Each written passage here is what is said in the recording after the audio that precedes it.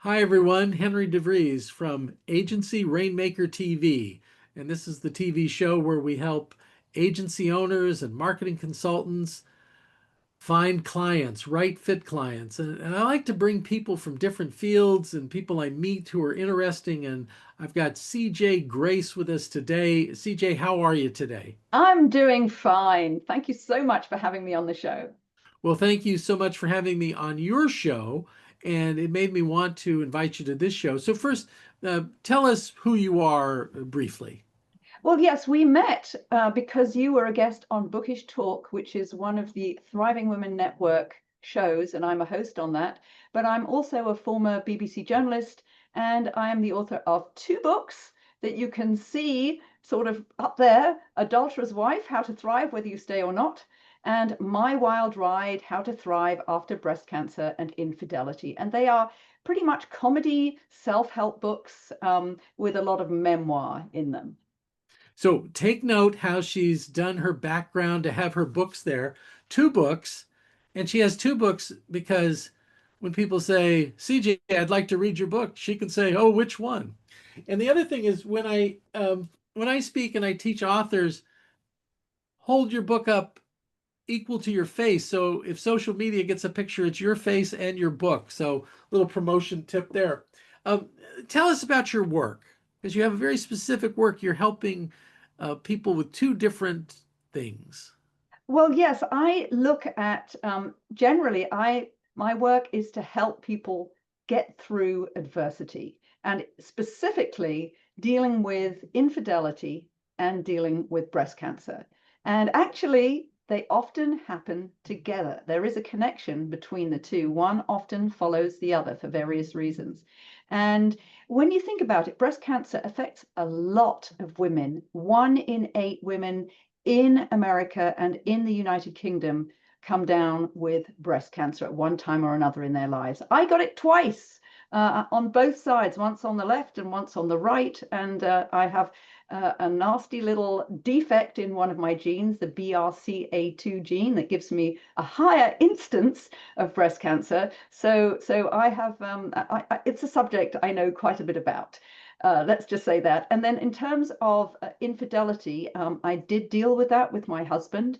Infidelity affects an awful lot of relationships. The statistics are a little vague. Some statistics say about 40% of non-marital relationships have infidelity within them, and about 20 to 25 marriages. And it's pretty devastating for the folks who have to deal with it, to be honest. And what I didn't like when I was going through that, because I found out my husband was unfaithful, and shortly after that, I got my second bout of breast cancer. But when I looked at all the literature out there, the blogs, and so much of it was very, very vitriolic. It was all about revenge. And, well, if you've spent your life with this person, there must have been some good things about it. You've had some good things in your relationship. So 1 minute this person has been a wonderful person, an angel in your life, and then as soon as you find out about the infidelity, they're suddenly a demon. Well, it's the same person.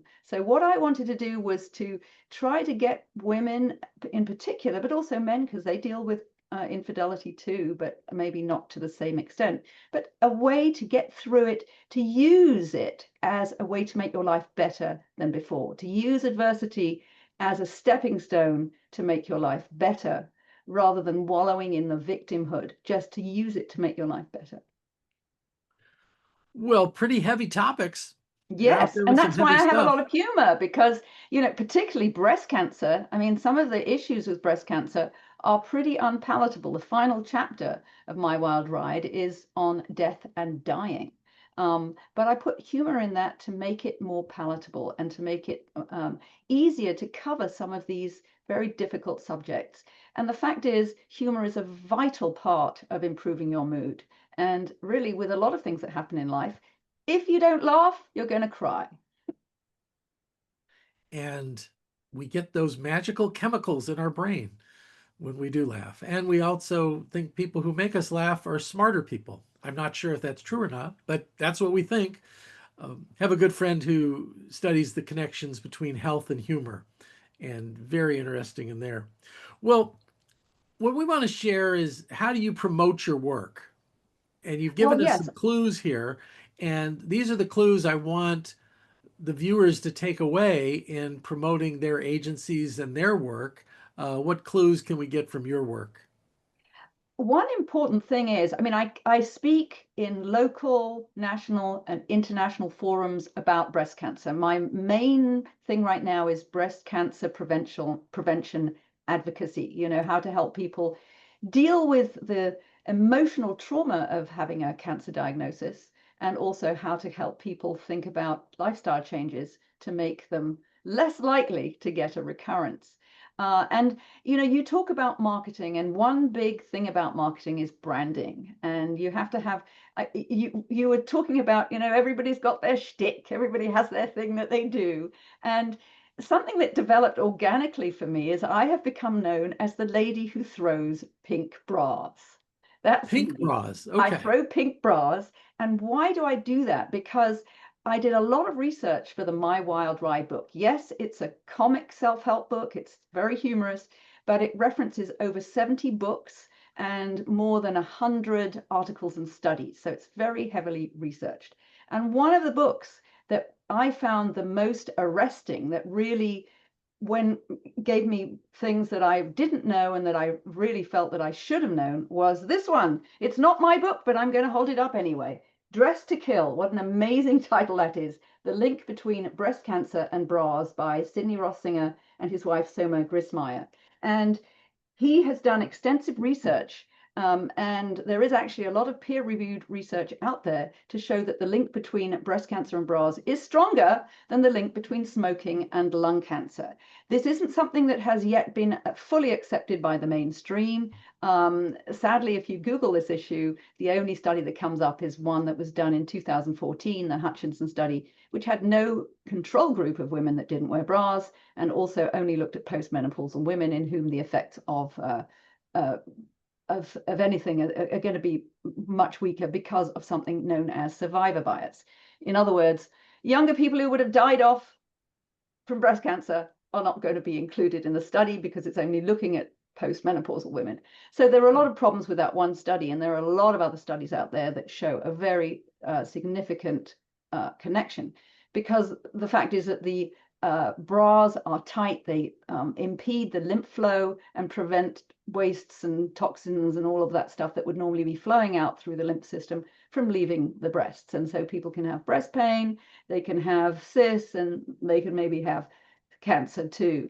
That's not to say that everybody wearing a bra is going to get cancer, but it's the statistics that I've seen are pretty compelling from that book. In fact, what Sidney Rossinger found was that in Fiji, where women weren't even familiar with bras, the instance went back in the time when they were working there, the instance of breast cancer was about the same between men and women. I mean, how many men do you know with breast cancer? So for me, that was a big issue. So what I do when I talk is I have all these wonderful pink bras. When I go to yard sales, I always pick up pink bras and I throw them away because I'm saying, throw away your bras. And there's always one that goes on the green screen and stays there. So that's what I do. I throw the bras to tell women, throw away your bra, you don't need it. And sometimes there are toxic fabrics in there that make it even less healthy to wear them. I have tons of blogs about this on my website, cjauthor.com. And if you go to my cancer stuff page, you'll see links to all of those. cjauthor.com, and on the top menu, I have a cancer stuff as CJ's cancer stuff as a choice you can select. So there you go. I did throw my bras, and sorry about that, Henry. I know that you normally don't have your guests throwing bras on this show, but I decided to do something different. I agreed not to make any breast cancer jokes or references during this interview. So, yes, that is true. Okay, I want to pay you some rainmaking compliments, and for our viewers. One, CJ has chosen a niche, a space to be an authority in. She's an authority expert. And you can't spell authority without the word author. So she's authored books on that space. Then she said she does a lot of speaking. As an author, doors are open to you to speak. But that sounds like it's passive, like you're an author and you wait for the phone to ring. No, you knock on doors and you ask, where can you speak? Where can you share this important message? She has important messages to share. Now, preventing cancer or helping heal from infidelity might not be your message, or your message might not be as strong. Yours might just be how to maximize your ROI on marketing. However, it's an important message and you need to get it out there. The third thing is, we said a shtick or a gimmick. You got to have a gimmick. Her pink bra throwing gets attention. It's visual. People talk about it. But the fourth and most important thing is, she shared something that we did not know. Tell me something we do not know. So this wasn't the standard, oh, October is breast prevention, breast awareness month. Uh, what is it accurately? What should I say? October Well, is it's Breast Cancer Awareness breast Month. cancer awareness month. Thank you. Yes, yes. Um, You can't really say it's Breast Cancer Empowerment Month or Breast Cancer Month, yeah, because then that makes it sound like yeah, you're glorifying breast cancer. No, you're actually glorifying the prevention of breast cancer and yeah. honoring anybody who's Yeah. gone through that disease. So that's really what it's about. But I think people get the message anyway. They Breast get the Cancer message. Awareness But Month, what was something October. new was the bra. We did not know that the bras, the fabrics, and all this, and you backed it up with science. And if you want to go further, there's the science behind it. So that's excellent. So those are all things that are takeaways. What could you do in your world that would have this impact? So we can take a lesson here from a BBC broadcaster. Thank you so much, CJ. Is there anything else you want to add? I see our time is almost up. Well, I just want to offer hope to anybody going through breast cancer, because cancer is a scary topic. It sounds like a death sentence when you hear it. But in terms of breast cancer, the statistics for early stage non-metastatic breast cancer are close to 100% when you look at the survival rates for the first 5 years. Close to 100%. That's pretty good. So there are, and obviously some people do succumb, but the vast majority of people going through this, they get through it. They do get through it. And my book provides a lot of resources on how you can get through it in terms of dealing with the emotional impact and all kinds of stuff like that. And also some things that I did as prevention and as treatment programs. But it's not a one size fits all answer with this. I'm not a doctor. I can't tell other people how they should treat their cancer, but I can tell you there is hope. And, just do what you feel right in your gut. There you go. A message of hope. That's something we can provide also with our authority power. Thank you so much, CJ, for your time today. And to all the viewers, until next time, make it rain.